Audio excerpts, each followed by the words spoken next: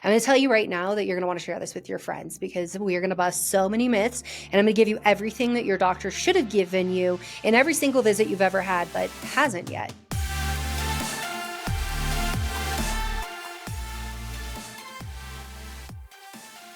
What's going on, everybody? Hey, you guys, welcome back to the Macro Hour. And today I have an internationally renowned hormone expert, a nutrition scientist, and the founder of Dr. Brighten Essentials. She is a board certified I always fumble on saying naturopathic endocrinology, a certified menopause specialist, a sex counselor, and I mean, what has she not done? She's also the best-selling author of Beyond the Pill and Is This Normal?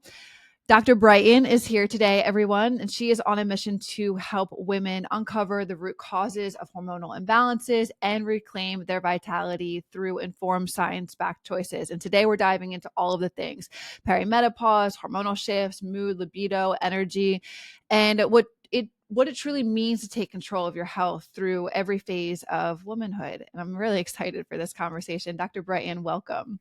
Yeah, thanks so much for having me. I'm very excited to jump in and talk.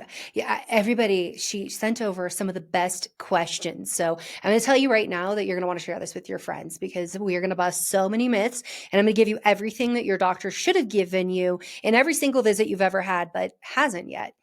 Amen to that, lady. I'm super stoked. Cool. So you've been one of the most trusted voices in women's health, especially when it comes to hormones and to silent symptoms. So that many women experience. What first, before we dive into these questions, inspired you to get into this area of work? Oh, the biggest thing was the aha moment. I remember I was sitting in med school. I really thought, okay, I'm going to specialize in gut health. Nope, Mhm. because I had this epiphany that women's health is always done to them, not with them. That doctors are constantly gatekeeping information because they think they know what's best for the patient, and that women weren't getting autonomy in making medical choices. They also weren't getting the truth about their bodies. And so I decided I was going to disrupt the system. Amen.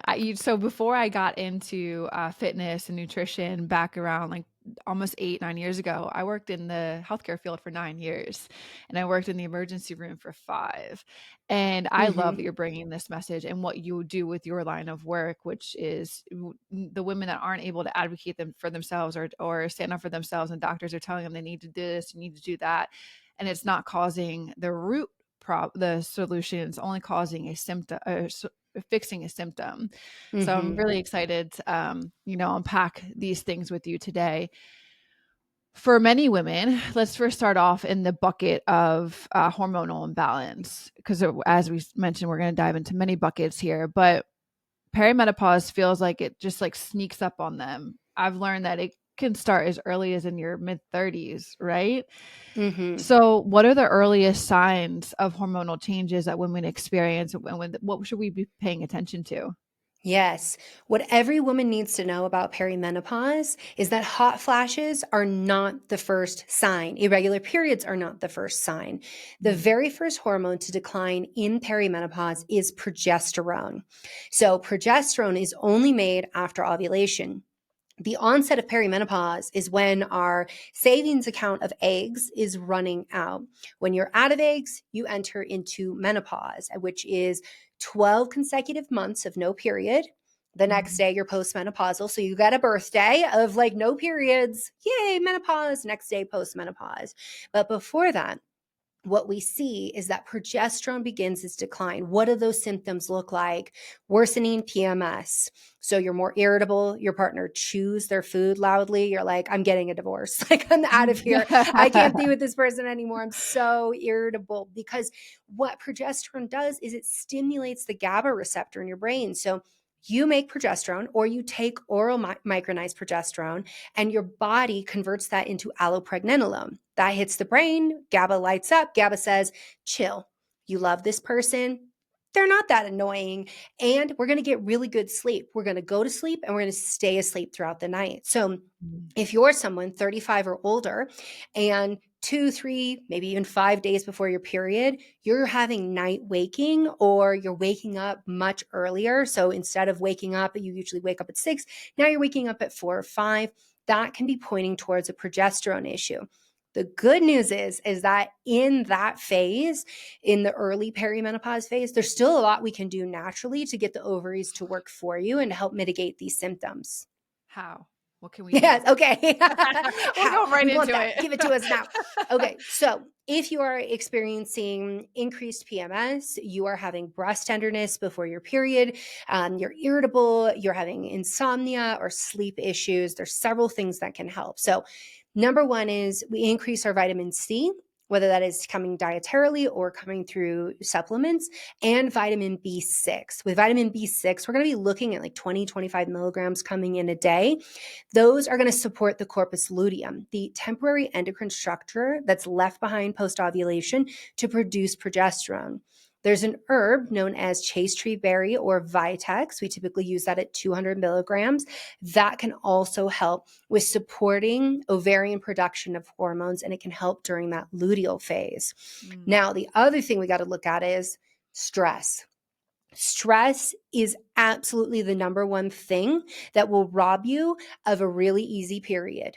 The reason is that when the brain perceives stress, your body wanting to survive no matter what says make stress hormones, survival hormones, don't make reproductive hormones, expensive, potentially gets us pregnant in a scary environment hormones. We need to survive. So your body being really wise is going to shift in that way.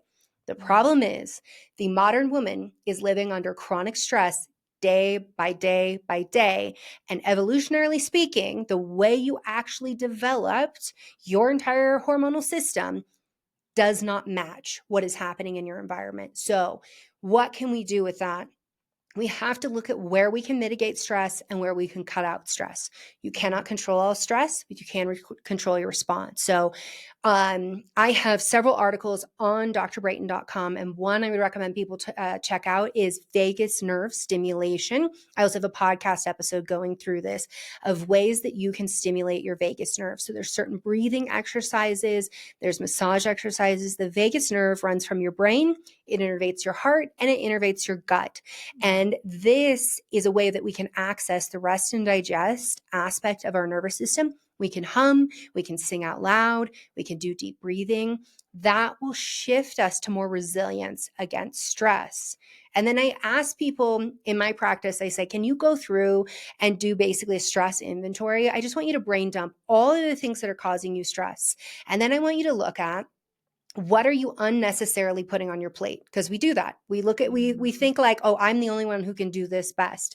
Does it really have to be you? Do you really have to sign up for that PTA thing again? Do you really have to volunteer for this extra thing? Like, where can you offload stuff?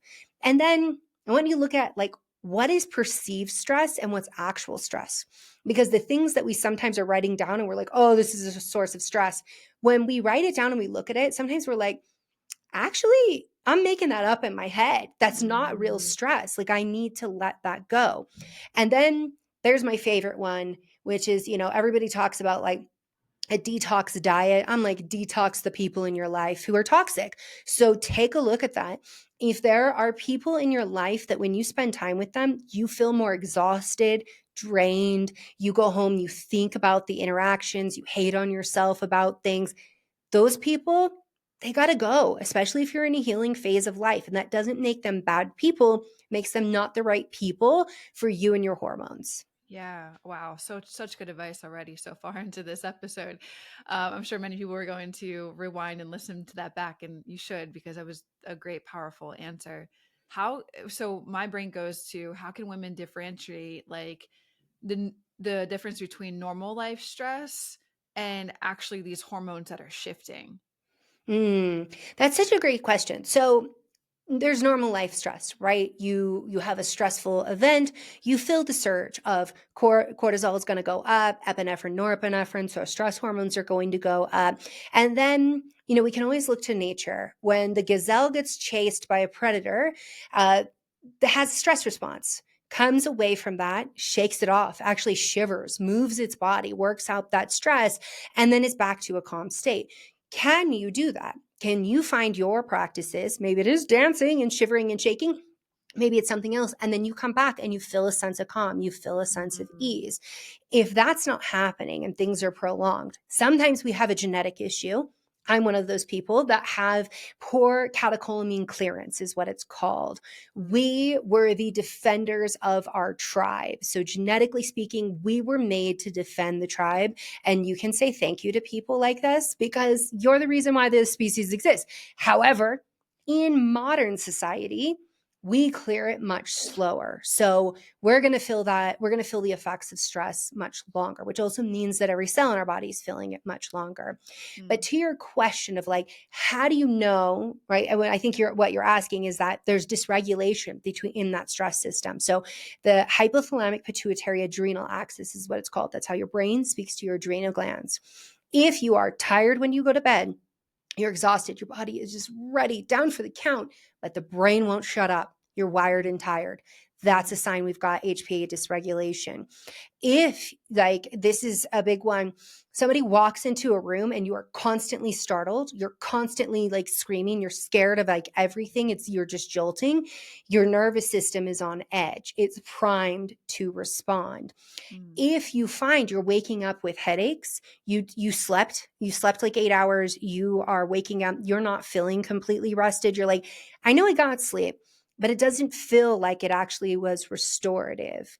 If you are noticing you have blood sugar crashes, when our blood sugar gets low, cortisol responds to that. So if you're constantly having blood sugar crashes and you're on that roller coaster, bad for your insulin, bad for your cortisol levels. And so there are signs that we've got that dysregulation, and we can test that. So we can do salivary cortisol or we can do urinary cortisol. And, one of the common tests that practitioners use is called the Dutch test, because that's going to look at cortisol and cortisone. Often when people say, in my book, Is This Normal? I have a quiz for your hormones and I talk about low cortisol. And when people say they have low cortisol, what it actually is they've had high cortisol for such a long period of time that their body is either inactivating it, taking it to cortisone, or their receptors are no longer responding to it because it's system overwhelm. And so if you're somebody who's like, I'm just dragging through the day, I'm getting sick all the time, like these can be signs of what we would call low cortisol, but it isn't in fact that your cortisol is low, it's that your system is protecting you. So we've got to go back to that stress piece of like what's going on there. I will also say that if you have dysbiosis in your gut, an imbalance of gut flora, you have a chronic gut infection, you have chronic Epstein-Barr virus, you have an autoimmune disease, you've got a chronic inflammatory state, your adrenal glands are the ones that are going to produce cortisol to keep that inflammation in check. But if you do not address that, you're going to end up with HPA axis dysfunction. Wow. So much good information there. So to piggyback off of what you said in terms of symptoms of recognizing the differences and seeing the things, is there other like physical changes that may happen? Like what if stress is too high and the hormones internally are off, you- outside of being wired and tired or waking up not feeling rested even though you slept for 8 hours? Is there like any other symptoms that we could see as women that maybe this isn't just normal stress, this is more so the hormonal shifts going on? So definitely the morning headaches I talked about, the getting sick all the time. Like I'm constantly sick all the time. Like I'm the one who gets everything. I think those are really important to pay attention to. And sometimes, people are just like, I'll just pop some Advil, drink more water. Like I will try to overcome this. But that's a really big thing to be thinking about if you've got that adrenal issue going on.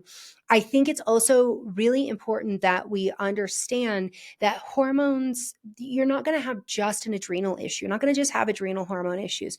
We're going to see that affect your insulin. So maybe you're someone who's starting to have insulin dysregulation. Maybe you're even starting to have insulin resistance showing up. We do need to look at, well, what is going on with your stress?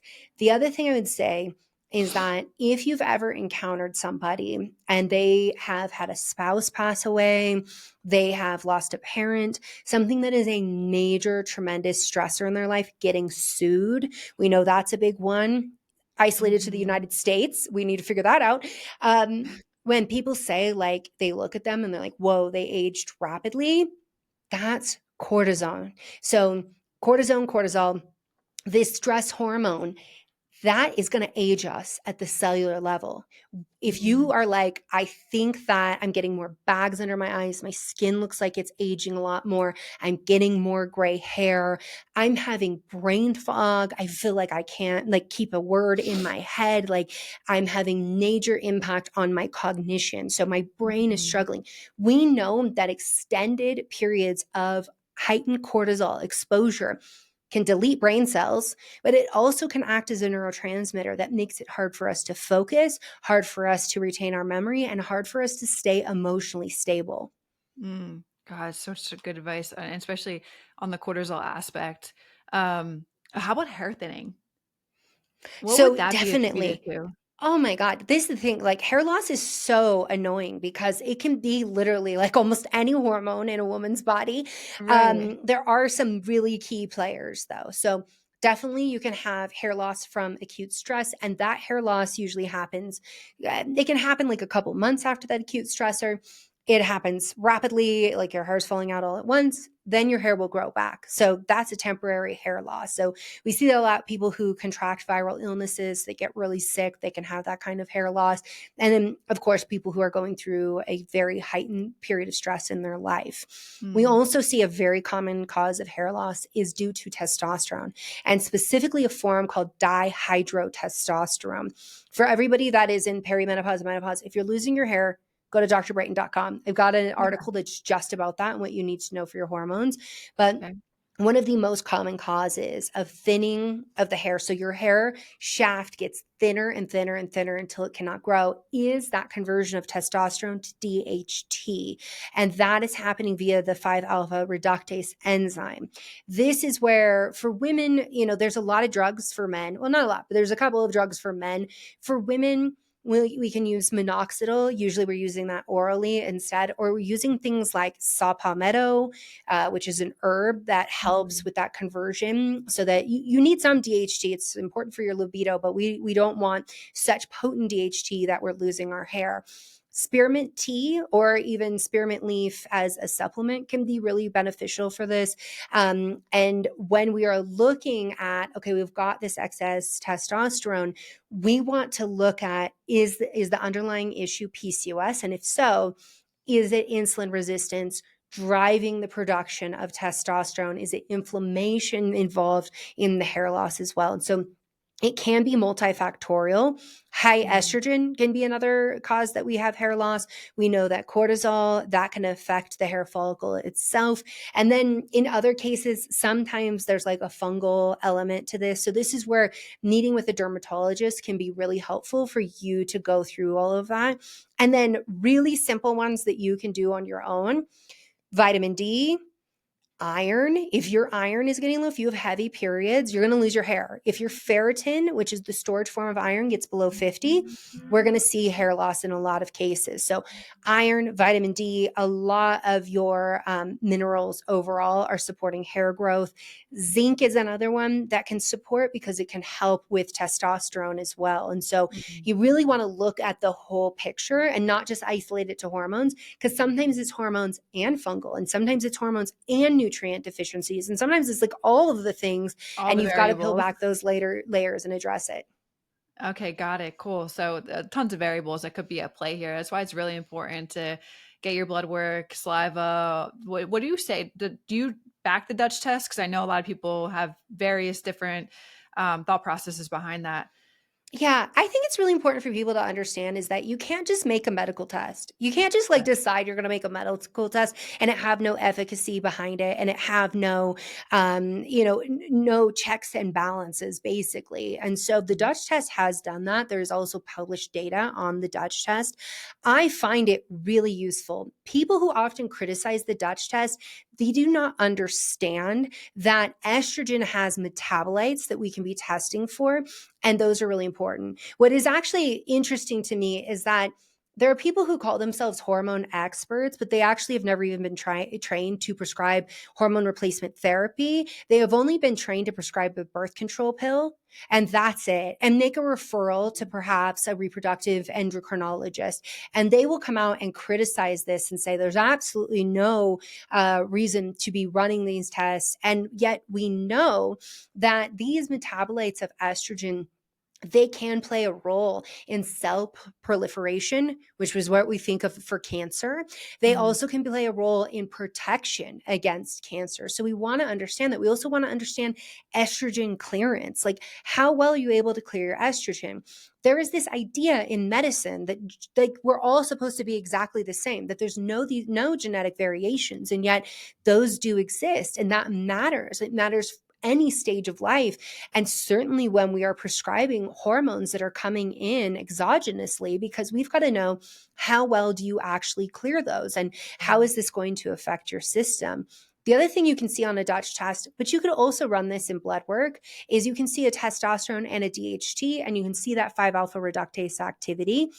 Via blood work, you can do, if it's, so women, listen up, it's not just total testosterone. Total testosterone, free testosterone, sex hormone binding globulin, DHEA sulfate, and you're going to get that DHT, dihydrotestosterone. And on the Dutch test, we're going to see all of that, but not the sex hormone binding globulin. What I also like about the Dutch test is, again, we can see the cortisol to cortisone ratio. That is so important. So if I was to order blood work for you, I'm going to order an ACTH, that's the brain hormone that speaks to the adrenal glands, and I'm going to order an 8 a.m. cortisol. I am not going to send you back to the lab to get stuck 4 times in a day to measure what your cortisol is like throughout the day. So seeing that curve can be really helpful. So I do like using the Dutch test. I also meet people where they're at. So if it's like we have to run blood work, we're going to start there.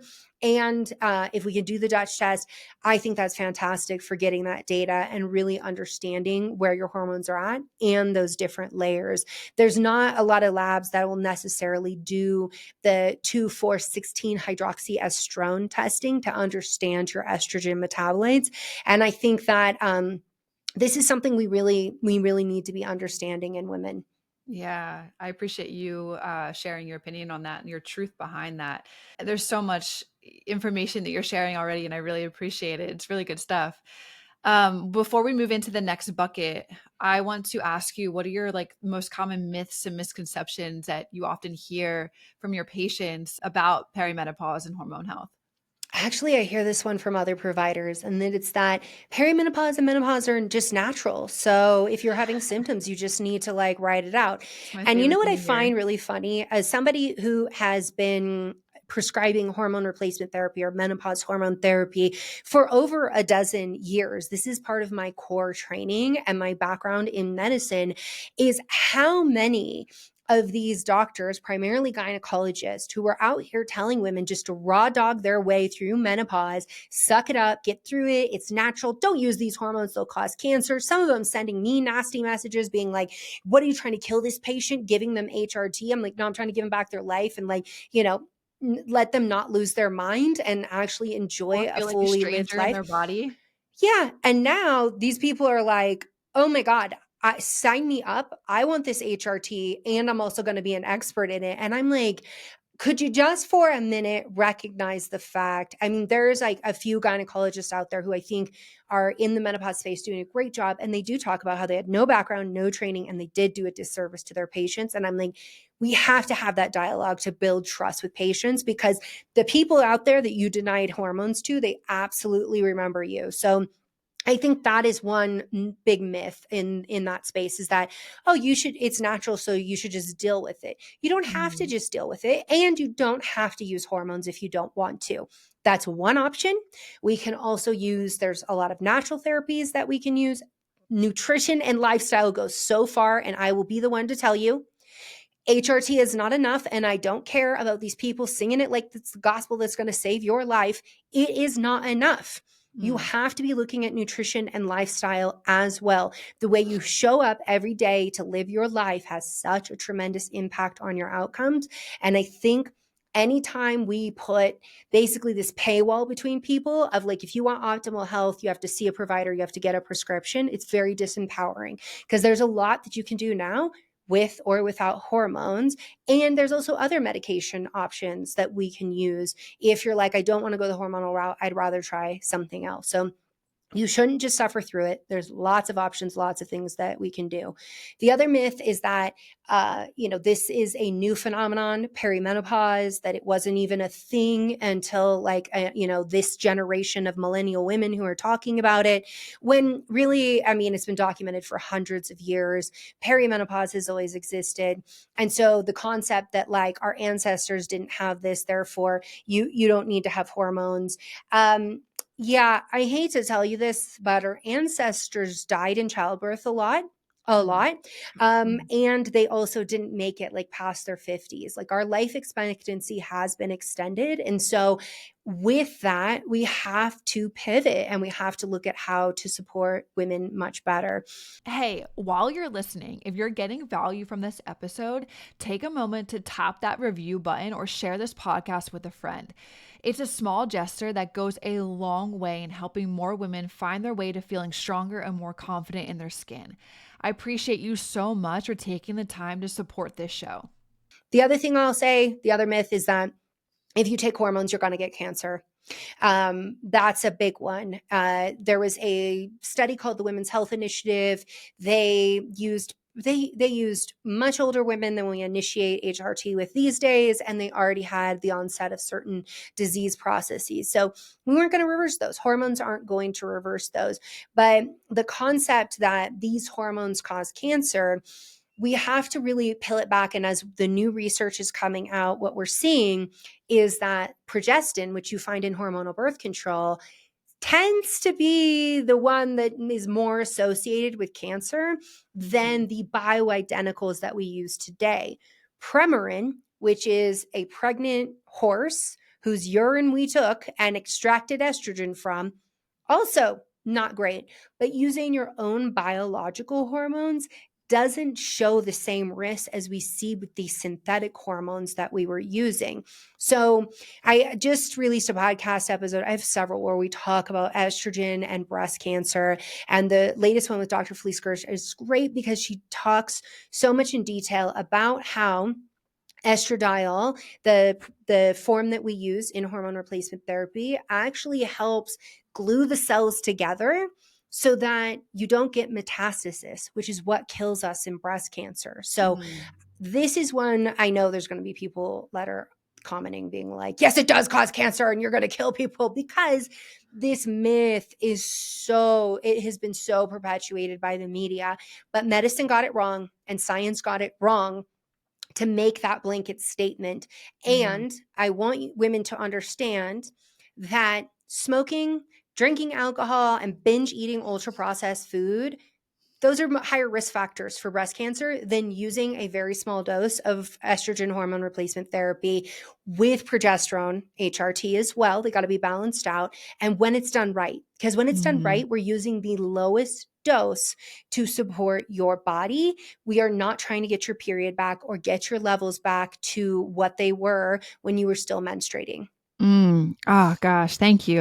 That's that information right there. I think a lot of people overlook or believe the media, believe what people have to say about this, especially if people have status and they're sharing this as well. So I just love that breakdown because it helps us really understand that like we're working with your body, not just giving you things that are gonna like make things worse or it's and the call out on nutrition, which I'm going to dive into next with you, and paying attention to those things. That's the littlest thing that you're going to give somebody is not going to make a difference, or it's going to help them in terms. But if you focus on if people are overeating or they're consuming alcohol or they're doing all these other things, those are greater risk factors, smoking for causing cancer. So you often talk about food and I love eat it that too. And that being a powerful tool for hormone health. And that's where like you and I align big time is we focus on the nutrition aspects inside of WarriorBabe and strength training and building muscle. what are some go-to recommendations that you would tell your clients or your patients that you share with them? What are around nutrition? Oh gosh, there's so much. I've written whole books with all of this information. I have so much to say on this.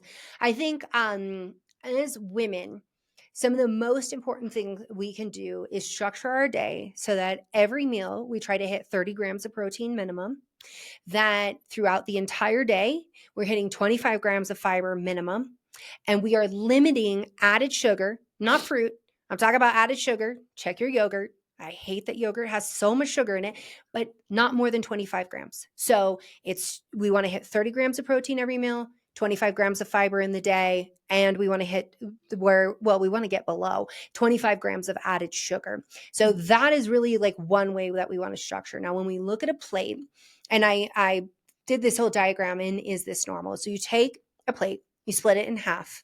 Half that plate is going to be plants. When I say plants, I'm talking about fruits and vegetables, whole foods showing up there, even if it's frozen, even if it's canned. If you're getting those in, like, you are way ahead of the curve just in doing that. Then we take the plate, we cut it in half again. We're going to have a section that's protein. That's going to be about the size of the palm of our hand when we're talking about meat. We want to be looking at that protein component and being mindful of it at every single meal. If you are a vegan, so vegetarians who eat eggs and who eat fish. So if you're of that variety, you're going to be fine. But if you're vegan, you may very well need more protein than that, because your protein source does not have all of the amino acids. I'm always like, you could be a vegan, but you got extra work to do in life. You've got to make sure that you're getting complete amino acids. Otherwise, you can just sign yourself up for loss of skeletal muscle. Like that's coming for you. And when you lose that insulin sensitivity, you're staring down diabetes and cardiovascular disease. And I hate that for you. So let's not do that. Facts. Now, the other section of our plate is going to be our carbohydrates. If you eat grains, great. Whole grains. If you don't, or perhaps there's a reason why you just don't feel good with those, or it's the evening and you're like, I need to get more fiber. Maybe we're looking at a sweet potato. We're looking at carrots, turnips. Like, we're looking more at like those root vegetables. Bonus tip: if you can make potatoes, I don't care what kind they are, make potatoes, cool them in your fridge and eat them as a leftover. You just built resistant starch. Resistant starch is so good for your gut health, and it supports the gut bacteria that make short chain fatty acids. Short chain fatty acids are so great for modulating inflammation, for helping our brain health. They're going to support your hormones overall as well. So that's how we want to structure a plate throughout the day. If you can daily get some cruciferous vegetables in, fantastic. If not, most days a week, I want to see some cruciferous vegetables. I always recommend cooked. Why? Because it's so much easier on your digestive tract. They have onions, garlic, and cruciferous vegetables. They're very hard to digest and to break the bonds by our human body. And so they're often better cooked, and you're still getting the benefits in those. So when it comes to cruciferous vegetables, the other thing I want people to know is that you're not going to eat enough cruciferous vegetables to inhibit thyroid function. There's this myth of goitrogens. Yes, goitrogens exist in cruciferous vegetables, but your gut wouldn't allow you to eat the amount of raw cruciferous vegetables it would take to disrupt thyroid health, because you would be the gassiest, most bloated person in the world, and you would hate life. So you're not going to get there. But I still recommend cooked because it's just easier on the digestive tract. So broccoli, kale, cauliflower, broccoli, Brussels sprouts, arugula. These are examples of cruciferous vegetables. These are so important for women's health because they support the metabolism of estrogen through the liver, so that we get the healthiest forms of estrogen. All forms of estrogen can be problematic, but we want to get like the healthiest version of those. And if you are someone who's like, I can't do broccoli sprouts. Broccoli sprouts are going to be a great source of sulforaphane, which we know when that's coupled with like mustard, that's really beneficial. Our Balanced Women's Hormone Support formula, I formulated that supplement that way, that it has myrosinase, which comes from mustard, and sulforaphane from broccoli sprouts, to be able to offer that sulforaphane to support that estrogen metabolism. Now, Once you go from phase 1 to phase 2 in the liver, you're going to put estrogen into your bile, and that's going to go into your bowels for elimination. It also goes through your kidneys, so you got to drink plenty of water. But if your gut health has dysbiosis, then you may be making the wrong amounts of an enzyme called beta glucuronidase, which can reactivate that estrogen and put it back into circulation.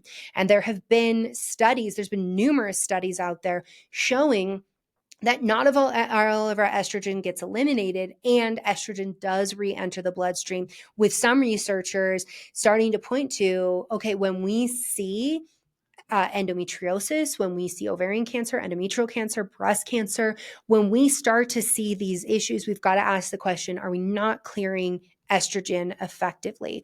So this is, again, where the fiber comes in. There's a whole estrogen ecosystem called the estrobolome within your gut that is, by the way, this is a very good thing. Okay, because if you're low on estrogen and it can put it back into circulation, fantastic. We just got some of our estrogen back.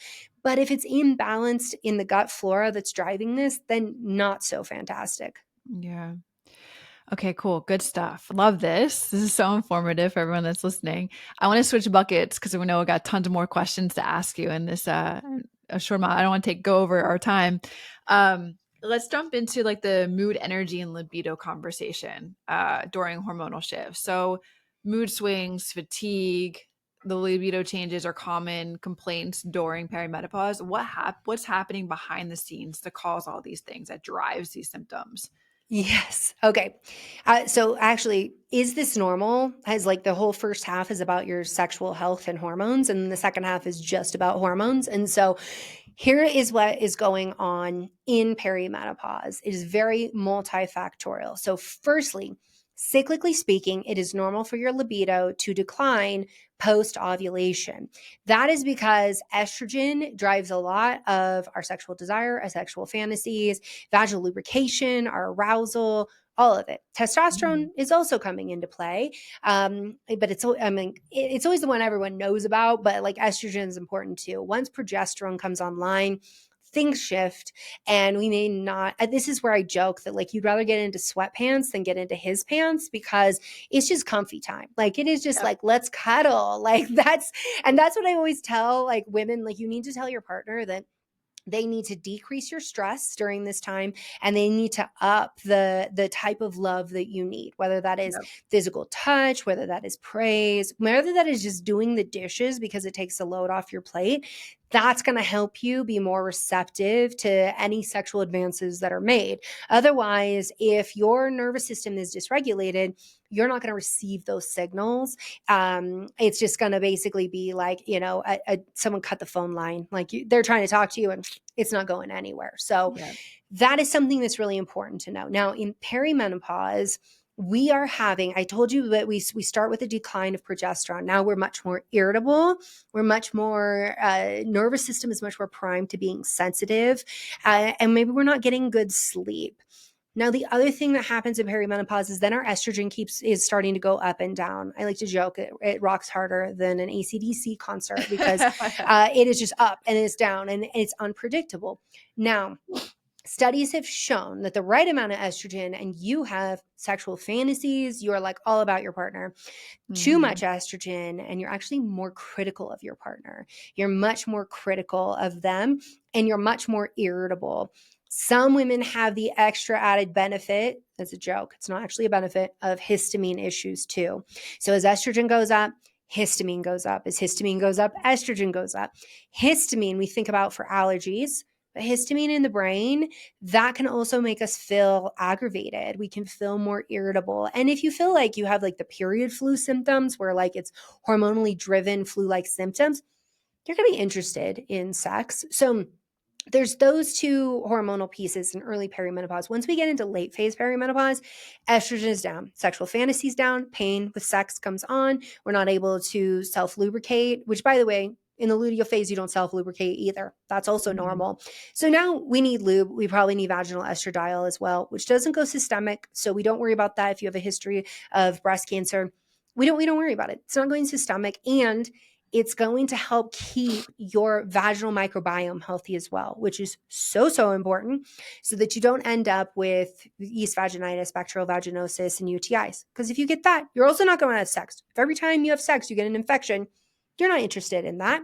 Yeah. So we see that decline, but there's also the effect on the brain. So we are feeling we feel less happy. Honestly, we know that women in perimenopause, menopause, with the hormone decline that happens, 40% risk. We're seeing 40% of that population with new onset anxiety and depression. So we're not happy in our brain. Wow. Our brain doesn't feel good. Our body doesn't feel good. As estrogen's going down, insulin resistance is rising, visceral adiposity is accumulating, we're getting belly fat, our body's changing. Now we have body image issues.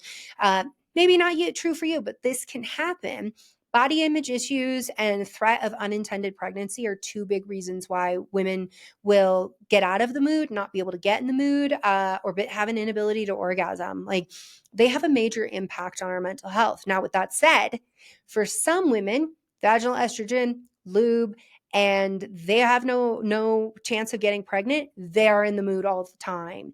Mhm. And we also understand that testosterone, 50%-ish, is made from the ovaries. They go, okay, but you got your adrenal glands. They make DHEA. DHEA gets converted into testosterone. So you may still have testosterone going. But if you don't, we need to look at that piece as well, because testosterone plays a very important role in our sexual health as well. Now, the thing that doesn't get talked about enough, I talked about this a lot, and is this normal? Insulin resistance and inflammation are very bad for your libido and your orgasms. We don't talk about this enough. When we have insulin resistance, damage can be done to the clitoris. When that glucose is elevated, the nerves in the clitoris can become damaged. Now we have an inability to orgasm. If sex is painful and sex is not fun and you don't even get an orgasm out of it, you're going to be less inclined to want that. Now, the last thing that I will say on this topic is women are also going through a significant life change that causes them to reflect on their life and also recognize that in most cases, they have been a caretaker to their children, their parents, to their partner. There's a lot of stress going on during this period of time. Stress, for some people, makes them want to have more sex, but for most people, it makes them want to have less sex. So again, it's that robbing you of anything that is like reproductively driven. But the other thing is that relationships can become challenging and strained because women are tired after 40 something years, of showing up for everyone else, and maybe being in a marriage for 20 years where you have constantly let him borrow your brain. You've been his secretary, you've been his house cleaner, you've been his babysitter. You have been like all of these roles, right? That like as women, we have to pay people to help us do these things. But for men, they get to use women and their unpaid labor. And it is exploitive. It really is. And I do want to say that there are lots of partnerships where this works beautifully. It works absolutely beautifully. But there are ones where it doesn't. And it does feel absolutely exploitive. And it feels like I have been used as a means to an end and not valued for the person that I am. And that can create strife in a relationship. So when it comes to libido, it's never just your hormones. And it's sometimes that hormones lead to a desire not to have sex or having pain with sex, and that leads to relationship issues. And even if we correct the hormone issues, the relationship issues have persisted. And so those also have to be addressed as well. So what I'm saying and what I want women to hear is it's not that you're broken and it's not just a you issue. There are so many factors, including societal stressors and inputs and expectations that we didn't even talk about, that can be contributing to low sexual desire. Yeah. Wow, such a great answer. You've spoken about the importance too of brain hormone connection. How can women support their mental and emotional well-being through like this time when they're experiencing this? Oh gosh. Okay, so I'm going to say I did Lupron. I have endometriosis, adenomyosis. I did an injection of Lupron for 2 months. Do not recommend. 0 out of 10. Worst thing ever. Because what Lupron does is a medication, it's chemical castration, and you essentially just go into menopause within a couple of weeks. There's no perimenopause. It is just Boom. Here's your hot flashes. Here's your depression. Here is your brain fog. Here is your inability to do anything like that you used to do to the capacity that you would expect yourself to do. Wait, can I pause That, you for a second there? I'm super yeah. interested. I use Lupron for I froze my eggs. And is that the same type of drug like when you go through like the process of IVF with using Lupron? Like I had to do it for the whole like cycle of it. Is that the same like type of drug that you're talking about here? With Lupron, so Lupron is given so that you stop making hormones. You stop ovulating, you stop producing estrogen, you stop making all hormones. When you're doing an IVF cycle, they're usually injecting you with FSH and LH, so follicle stimulating hormone and luteinizing hormone, to Yeah. cause lots of eggs to Yeah. proliferate. Using Lupron long term in that situation would stop you from producing eggs. So Okay, I gotcha. doubt that's what they use. There's definitely different protocols, but the standard for IVF is follicle stimulating hormone, luteinizing hormone, get you to make lots of eggs, then doing like the Ovidrel, like sugar shot, in some instances. There's actually several medications that they can use to free up your eggs, and then they're going to harvest them.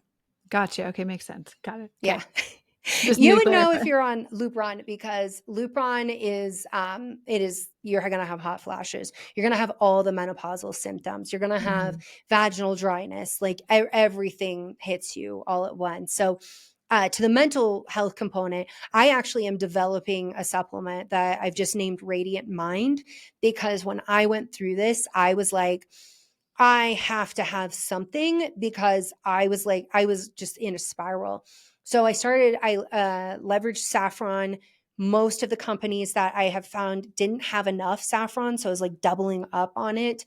Then I was using things like Bacopa, leveraging acetylcholine, which is a certain form of choline, which you can get choline in eating eggs. We know this is really important for neuronal development of infants. It's really important for your neuronal health. So I'm actually coming out with this supplement soon. It's been in lots of lots of research and development, but because I went through that, and I very much am like, when it is my time for menopause, I'm going to have this. Like Mhm. this is for me. I've had several friends who are like, "Oh, like who did you make this in mind for?" I'm like, me, because I don't want to end up on an SSRI with the side effects, which can be low libido, inability to orgasm, having withdrawals when I come off. Like certainly, like SSRIs have a time and a place, but if I can do it without For needing sure. that, I already have to take a thyroid medication every day. So I'm like, that's enough. And then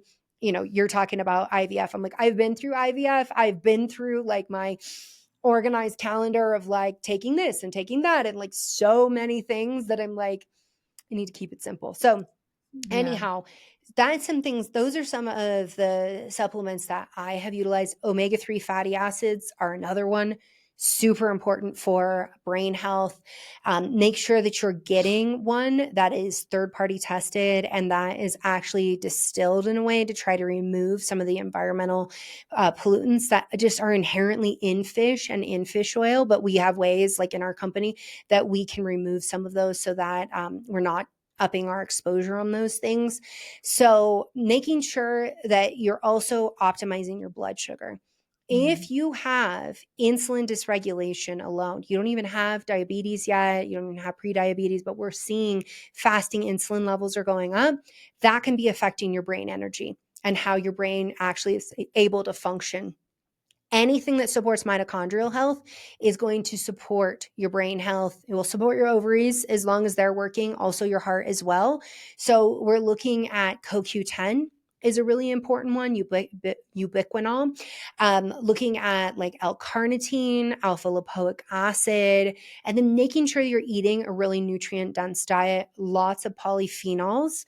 Polyphenols, it's so funny because I'm writing my next book and I was reading all this research about polyphenols and rosemary, and I have a ton of rosemary growing at my house. And last night I was like making tomato soup with onions, garlic, great for liver detoxification, had bell peppers in there, but I was like rosemary, and then rosemary, like garlic bread, and rosemary. I was like putting rosemary on everything. My husband's like, whoa, this is like rosemary night. I'm like, you don't even know the research I just read today. Like, it's so important. It's so important. So rosemary, blueberries, pomegranates, green tea, polyphenols, great for your gut health, great for your brain health, great on the cellular level. Dr. Kara Fitzgerald she actually has done research in this, really groundbreaking research showing that high polyphenol diet for 8 weeks reverse people's biological age by over 4 years. Like, in just 2 months, loading up their polyphenols, they aged backwards cellularly. So Oh, this is wow. why I'm like, your diet matters. And any doctor who tells you it doesn't matter what you eat, like, just walk away from them knowing it's not their level of expertise. Yeah. Wow. Okay, so I want to shift gears really quickly and talk about birth control. All right, let's go. So, many women in their 40s are still using hormonal birth control, sometimes realizing that it could be impacting their symptoms. So, what should they be aware of here? Okay. So birth control is great if you don't want to have a baby. Fantastic. But if you're cohabitating with a male partner and you're in a monogamous relationship, vasectomy, friend. So much better. Especially when you consider that like women have had the burden of birth control for like decades of their life, and we have no studies that tell us like what happens when you don't have your own progesterone, because you get zero progesterone is in birth control. What happens when we know that progesterone is so important for the brain? We have no idea. I Yeah. don't say that to scare you. I just say that to be like, if you're a researcher, could you like get on this study already? Because we've certainly had enough women on birth control. So here's the thing about birth control. It is very, very poor hormone replacement therapy. Why? Because it is a huge bolus of oral estrogen that is meant to shut down how your brain talks to your ovaries. We would never use that for hormone replacement therapy. And in fact, when you are in that perimenopause, what you need is that progesterone metabolized to allopregnanolone to help with your GABA on that side. And then we can use topical estrogen, and that topical estrogen is not going to have the same clot risk. Birth control, oral estrogen, okay, when we're talking about the pill, this is oral estrogen. That's a high dose of Mhm. oral estrogen. That is going to raise clotting factors. That is going to put you at risk for clots. There's also been research that needs to be replicated. I did talk about this in Beyond the Pill, that women who are on birth control within 6 months of entering into menopause have a higher risk of insulin resistance. They have more metabolic issues going on. So we need to be aware of that piece. For some people taking oral estrogen, specifically birth control, because it's ethinyl estradiol, it's not real estrogen like we make. We see elevations in C-reactive protein. That's a marker of inflammation. If you have inflammation going on, and birth control can also mess with your cholesterol sometimes because it's passing through your liver, and you've got elevated LDL cholesterol, friend, we are staring down plaques and heart disease, atherosclerosis. Like, you're going to, women die of heart disease at a much higher rate than breast cancer. We don't talk Mhm. about it.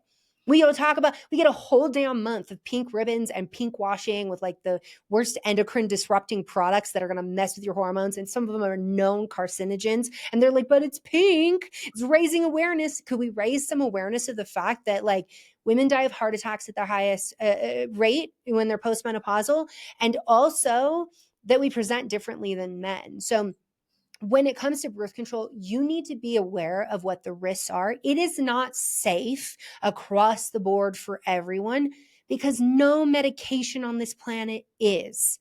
And for whatever reason, birth control being part of the feminist movement and women's rights and having threat of people taking it away means we're never allowed to question it. And that if we do question it, or if we say something like, if I have the audacity to say it is lazy medicine to prescribe the pill when a woman has symptoms rather than work her up, I'm called anti-birth control. I'm not anti-birth control. I'm anti-lazy doctors. And the reason you're Amen. pissed is because you called yourself out. You are a freaking lazy doctor. Like, women deserve better. So Amen. if you're going to be on birth control, please know the risks and the side effects of it. it doesn't mean you have to be off of it. It doesn't mean you have to stop it. So if we know birth control, for example, leads to nutrient depletions in some women, vitamins like folate, B12, we see minerals like magnesium, selenium, like really important nutrients, antioxidants, vitamin C, vitamin E. If we know that, let's make sure your diet is the best it can be, and let's get you an insurance policy called a multivitamin so that you are making sure that you're bringing these in. Any medication that depletes nutrients out there, a provider will recommend that you replenish that. You're on metformin and it's causing a B12 deficiency. Let's get you some sublingual B12. You're on birth control, you're going to be fine. Just eat a standard diet, the standard American diet, the one that's associated with the absolute worst outcomes, the standard American diet, which is the standard to be measured against of the absolute worst of the worst, like that diet. We know the majority of people in the United States aren't meeting their nutrient requirements. They are not getting enough fiber, like they are lacking. So to give them a medication that's also depleting nutrients and then acting like, oh, well, you don't need to worry about it, and multivitamins are just expensive urine. I mean, some of them are, but there aren't quality ones out there. That, I think, is a huge disservice. If you know that you have a higher risk of mental health conditions running in your family, you've experienced postpartum depression, then maybe birth control isn't going to be the best thing for you as you are entering into menopause, because that isn't going to help your mood. In fact, most women will report that birth control has a negative impact, but estrogen, bioidentical, might. Why? Because estrogen is needed to actually run the energetic processes in our brain that allows it to work right. So we have to, and I will say for people who are interested in this, I go through all of this in my book, Beyond the Pill. And I go through like, what are your alternatives to the pill? Like, you don't have to take the pill just because you have a heavy period. Like, let's figure that out. I also talk to you if you're going to stay on the pill. This is what you should be looking for. These are the labs you should be testing. And this is what you should do to take care of your health while you're on it. We do need to support our body while we're on it. And if you're ready to transition off the pill, I also give you a protocol for that because, as much as doctors are like, they tell us when we're 14, like, you'll just come off, you'll get pregnant right away, everything will be fine. But then you are get on it at 14 and you come off at 44 and you're like, well, why do I have cystic acne now? And why am I bleeding like there's no tomorrow? And why, am I having all of these problems? Because while the research will say, hey, we took this cherry-picked population and we showed an outcome in just them, that doesn't mean it's true for you, and it may not apply to you. And that's the mistake clinicians make, is they take this study and they think this must be true for everyone. But the real pharmaceutical research begins when medications enter the general public and people start reporting their outcomes. And somewhere along the way, we forgot that people are experts of living in their body, and that when they come to you saying, this is true for me, it is, whether or not you have a research study to validate their experience. What? I'm just like mind blown right now. Like, there's been so much information packed into this short episode, I feel like. And maybe if you're up for it, we would do like a round two, like in the future, because there's definitely questions I didn't get to ask you on this episode. But I'm just grateful for the work that you are doing, because throughout this entire episode, listening to you and your words and the education that you're providing so many women, there needs to be more of your voice out there, because people will just take at face value what clinicians and doctors have to say, when there's so much deeper of things that need to be assessed, rather than just here's a birth control 14, here's taking XYZ prescriptions, because what we talked about at the beginning. It's like, your work, I'm just so grateful for your work, and I'm so grateful for how you showed up here in this episode and your education. Again, so many questions I didn't get to ask you, but where can people find you? What does it look like to work with you? Sure. So you can find me at drbrighten.com, drbrighten.com. I have tons of free resources there. If you're looking for a meal plan on all of the things I talked about today, drbrighten.com/plan, which is a bunch of anti-inflammatory recipes that are actually, they're geared towards perimenopausal women. But if you get a jump on that before perimenopause, it's going to be so much easier for you. And then, of course, you can find me all over social media at Jolene Brighten. And, the last thing I'd like to say to everybody is, be a troublemaker. Question your doctor, question me, question everything and everyone, and always ask, is this true for me? Amazing. Dr. Brighten, thank you for sharing your expertise, for helping so many women feel seen, heard, and most importantly, empowered in their health journeys. And again, you guys, if you want to check out any of her work, as she just shared where her locations are, there's also going to be some links in the description below for her books, for her social media, and for we'll put that plans one there too as well. So thank you, Dr. Brighten, for your time today and for sharing your expertise. Appreciate you. Yeah, thank you so much. Real quick, if this episode resonated with you or gave you the push that you needed, I'd love for you to pay it forward. Drop a quick rating and review, share the podcast with someone who might need it, and help me keep spreading the word. Your feedback not only helps the show grow, but it might just be the nudge someone else needs to kickstart their transformation. Thank you so much for your support.